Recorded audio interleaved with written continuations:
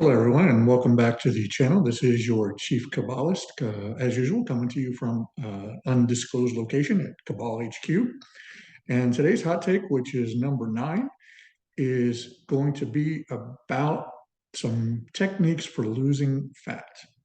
What I wanted to do was bring together a couple of the previous hot takes. In hot take number 2, I talked about some of the benefits of using the scale on a daily basis to track your progress. And in hot take number 4, I talked a little bit about the use of tracking calories. And if you're really not a fan of the calories in, calories out thing, tracking volume of your intake of food. And I kind of disputed the idea that on carnivore you can eat as much as you want because of the fact that it does great things with your metabolism.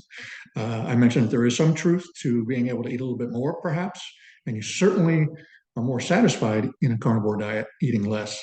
But I did dispute a little bit the idea that you can eat as much as you want, and I think that's why a lot of folks are stalled in their progress. And I want to talk about how you bust through that. The most important thing I wanted to point out today is this concept of maintenance calories. Because a lot of you folks, and including myself, are using tools to track different things, whether it be our weight, whether it be our consumption of food, calories, macros, that kind of thing. And there's a lot of calculators out there that are going to give you an estimate of your maintenance calories. Now, I'm not talking about your BMR, which is your base metabolic rate, which is the amount of calories that you supposedly burn just sitting in a chair for 24 hours, but your maintenance, which is the combination of that rate, that amount of calories plus whatever activity you're adding to that, which is your standard movement as well as your exercise. These estimates, in my opinion, are very, very inaccurate, and they will cause you, in many cases, to overconsume calories/volume of food.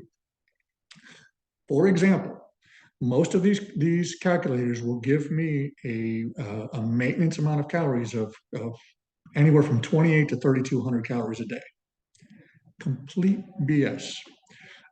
I can maintain, I'm a 6'6" male. Now I'm older, 59, so perhaps my metabolism slowed down a bit, but I exercise 3 times a week very intensely with both strength training and a certain amount of sprinting cardio at the bare minimum. So it sounds like that's what the amount of calories I should use to maintain. It's not even close. I can maintain on maybe 2,500 calories a day, especially if I'm strict carnivore because it's better quality food and it metabolizes differently. But 3,000, no, I will gain. I will gain fat.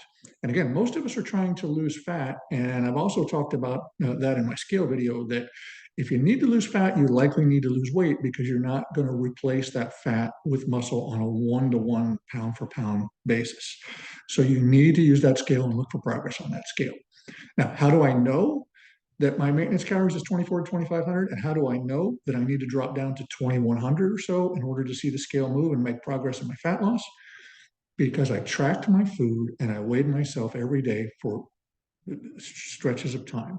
Generally, it takes 10 to 14 days of consistent measurement of your intake. And again, if you don't like the calories in thing, calories out, do your macros of protein and your fat if you want to do that. But regardless, you need to track your intake and compare it to what happens on the scale. That's the only true way you're going to see progress in fat loss. I'm seeing a lot of females out there that are saying that their daily intake is 2,500 calories, and yet it doesn't seem that they're making progress. And my maintenance is 2,500 as a 6'6" male. I seriously doubt that a 5'5" female can get away with eating 2,500 calories and still lose fat.